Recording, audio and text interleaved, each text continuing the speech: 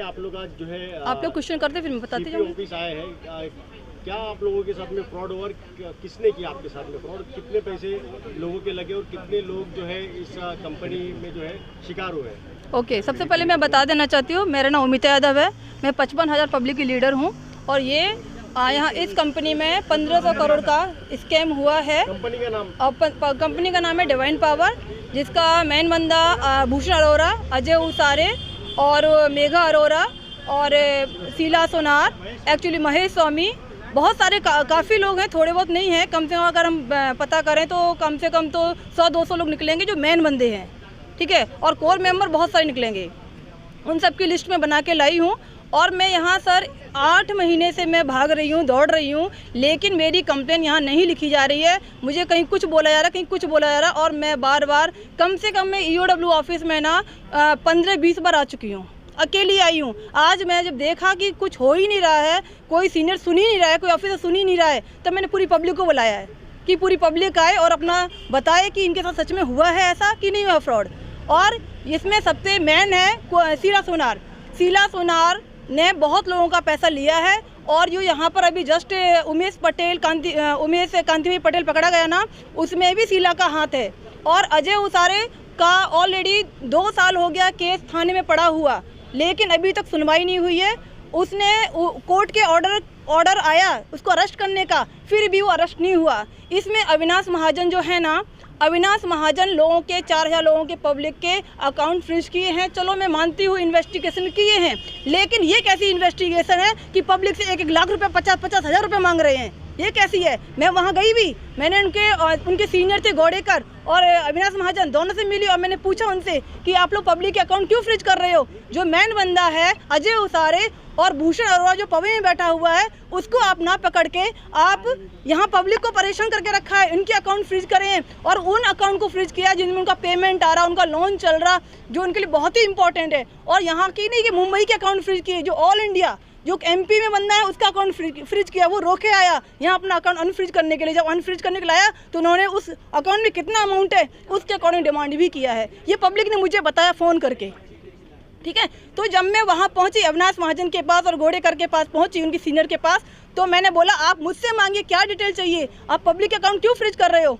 तो उन्होंने बोला कि ये हमारा प्रोसेस है, हम इसी तरीके से करेंगे। हमने ठीक है, प्रोसेस है, आप इन्वेस्टिगेशन के लिए काम कर रहे हो तो मेरे पास सारी प्रूफ है, मैं देती हूँ ना। तो बोले आप ना इलेक्शन के बाद आना, अपना स्टेटमेंट देने, और इलेक्शन 4 तारीख को ख़त्म हो चुका, अभी तक मुझे बुलाया नहीं है। और यहाँ की जितनी मैं एप्लीकेशन डालती हूँ सारी थाने पहुँच जाती हैं। मैं 2 बार डाल चुकी, एक 29 जनवरी को डाला था और मैं दूसरा डाला था 15 अप्रैल को, दोनों की दोनों मेरी वहाँ पहुँच गई हैं। जबकि उस एप्लीकेशन में उमेश कांति पटेल का भी नाम है, फिर भी वो एप्लीकेशन भी वहाँ जा रही हैं। आज मैंने फिर से एक नई एप्लीकेशन डाली है। आगे तो आप क्या चाहते हैं? आप सरकार से क्या मांग करना? मैं सरकार से ये मांग करना चाहती हूँ, सबसे पहले तो ऐसी स्कैम कंपनियों को बनाता कौन है, इनके ऊपर कार्रवाई क्यों नहीं होती है? जो पब्लिक फंसे यहाँ पर, जो ऑफिसर है वो क्या बोल देते हैं, पब्लिक का लालच है इसलिए पैसा डाला। अरे उन कंपनियों को मत रखो जो पब्लिक फंसे। पब्लिक को वो ऐसी कंपनियाँ नहीं होनी चाहिए ना जिससे पब्लिक फंसे और नया बंदा, ठीक है। तो अभी शीला सोनार ने अभी भी तुर्बे में ऑफिस खोल रखा है। अभी आपकी मुख्यमंत्री की तरफ क्या मांग है? मेरी मुख्यमंत्री से ये मांग है कि यहाँ 55,000 पब्लिक का पैसा फंसा हुआ है, 1500 करोड़ उनका वो दिया जाए और हमारी FIR लिखी जाए और प्रॉपर तरीके से जस्टिस हमको मिले, कोर्ट में केस चले और हमारा काम हो, जो अपराधी हैं उन सबको अंदर डाला जाए, तब तक ना निकाला जाए जब तक हम लोगों का पैसा ना मिल सके। मैडम, शीला सोनार के बारे में आपने जो बताया है, अभी भी जो इसकी ऑफिस जो है चालू है, हमने सुना है ऐसा, कहाँ पे उसकी ऑफिस, और अभी भी जो लोगों को ठग रही है क्या? जी बिल्कुल सही बात, शीला सोनार है, उसने अभी तुर्बे में अक्षय बिल्डिंग के नीचे ऑफिस खोला है। उसने यही नहीं पूना में भी खोल रखा है। इसके साथ शीला सोनार और उषा खुराड़े, ये दोनों लोग अभी काम कर रहे हैं और ऑनलाइन मीटिंग भी ले रहे हैं। अब नए बंदों को फंसा रहे हैं, उन लोग कोई नॉलेज नहीं है, उनको फंसाकर अब भी स्कैम कर रहे हैं। मैं रुक जाती, लेकिन अब नए बंदों को फंसा जा रहा, उनकी ज़िंदगी बर्बाद हो रही है। इसलिए मैंने, आप क्या मैसेज देंगे? मैं उन लोगों को ये मैसेज दूंगी, कोई ऐसी कंपनी नहीं है जो आपको डबल करके दे या कुछ अलग दे। हमारी जो बैंकें हैं उनमें डालो, सबसे बेटर है। मैं इस चीज़ से भोगी हुई हूँ और सभी पब्लिक जानती है इस बात को कि ये कुछ होता ही नहीं है। भूल कर भी ऐसे फ्रॉड में नहीं फंसना है जहां आपको प्रलोभन दिया जाए कि इतना 3% 4% मिले। मराठीमध्ये सांग मी सोमनाथ चव्हाण बेलापूरवरून आहे. ते कंपनी इथं आपल्या बेलापूरमध्ये होती, पण मी ते कंपनीमध्ये पण इन्व्हेस्ट केले आणि ते शीला मॅडमकडे पण इन्व्हेस्ट केले, कॅश दिले. 30 लाख केले शीला मॅडमकडे कॅश दिलेत. मी घरी जाऊन कशी दिले म्हणजे ती फसवला गेली ना सर आम्हाला. ते असं पहिला दिले थोडाफार तेच डबल देते म्हणून ते लालच दिले आम्हाला. तीच बोलली, शीलानी बोलली, वर्षा भोसलेने पहिला बोलली, त्याच्यानंतर आम्ही शीलाकडे गेलो. तीच घेऊन गेली शीला, ती अशी देते म्हणून ती बोलली म्हणून ते शीलाकडे आम्ही गेलो. ते द्यायचंय सर, लई गरीब लोक आहेत आम्ही, भिगारी काम करणार आहेत, झाडू मारणारे आहेत, आम्ही झाडू पोछा करणारे आहेत, घरकाम करणारे लोक आहेत. आम्हाला फसवलं गेलं, आमचे पैसे पाहिजे. आम्ही लोक गरीबों का साथ दो। मैडम अगर कंपनियों को सील कर। मैडम अगर पुलिस जो है ऐसे लोगों पे कार्रवाई नहीं करती तो आगे अगला कदम क्या होगा? अगर पुलिस अगर काम नहीं करेगी तो फिर अगला कदम होगा कि हम सरकार के पास जाएंगे, हम ऊपर से उनको कार्रवाई करेंगे कि भाई सरकार क्यों नहीं काम कर रही है, पुलिस हमारे से क्यों काम नहीं कर रही है, ऐसी है। ठीक है, ओके। है मैं वसई से हूँ और मेरा खुद का 8.5 लाख रुपया है और मेरे ग्रुप का 94 लाख है। और हमारे पास जो सब कोर मेंबर और कोर मेंबर आए थे और हमको समझाया कि 15% हर महीने मिलेगा, तो हम लोग सीनियर सिटीजन सोचे कि भाई बैंक में तो अपने को 8% मिलता है, कुछ होगा नहीं, तो ये 15% मिलता है तो अपने को आसानी से थोड़ा गुजारा हो जाएगा। तो इसके लिए हमारा जो भी सेविंग्स था हम लोगों ने डाला भरोसे में और पूरा हमारा पैसा लूटा गया।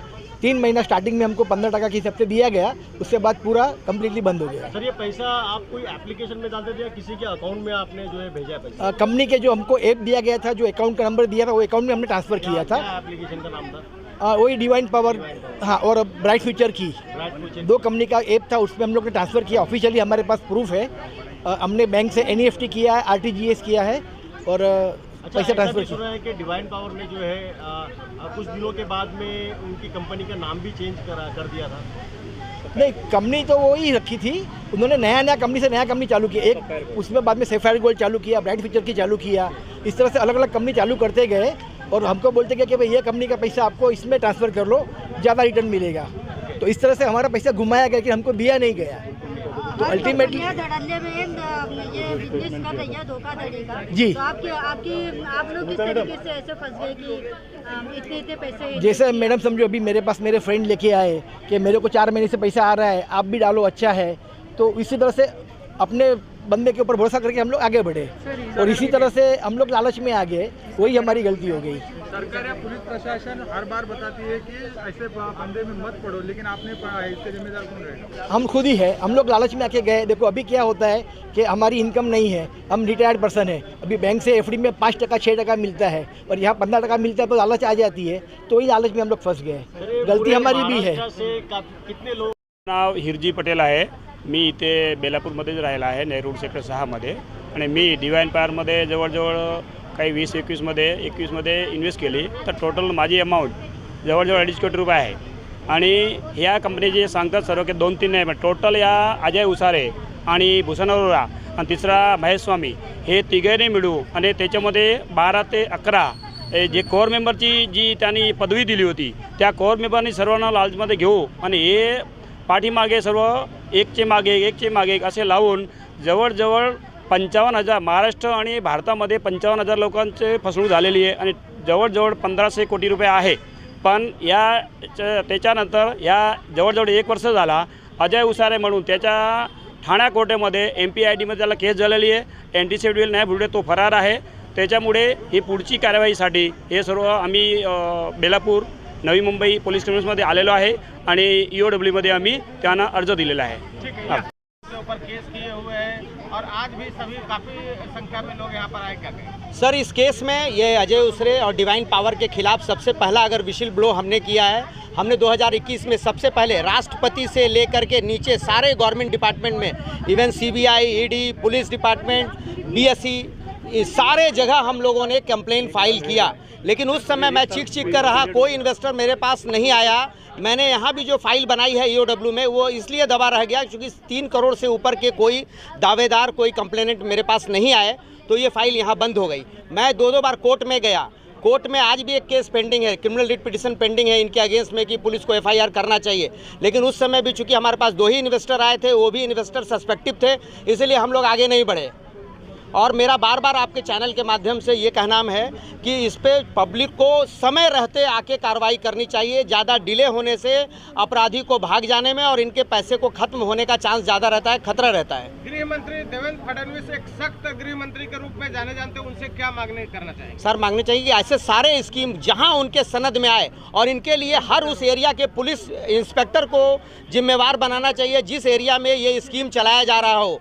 जैसे ही उनको खबर मिले, पुलिस में जब हम लोग कंप्लेन करने जाते हैं तो पुलिस बोलती है कंप्लेनेंट लेके आओ, तुम्हारा क्या गया, तुम तो एनजीओ वाले हो, तो पुलिस कंप्लेन नहीं लेती। ऐसे 50 कंप्लेन हमारे पास पड़े हैं और वो लोग भाग जाते हैं, पुलिस इसमें एक्टिव नहीं होती है। कहीं ना कहीं से पुलिस का भी इंटरेस्ट रहता है इसमें। अगला कदम क्या रहेगा? अगला ये सारे लोग अगर तैयार हो तो हम लोग हाई कोर्ट में फिर से जा सकते हैं, फिर क्रिमिनल रिट पिटीशन फाइल करेंगे हम लोग।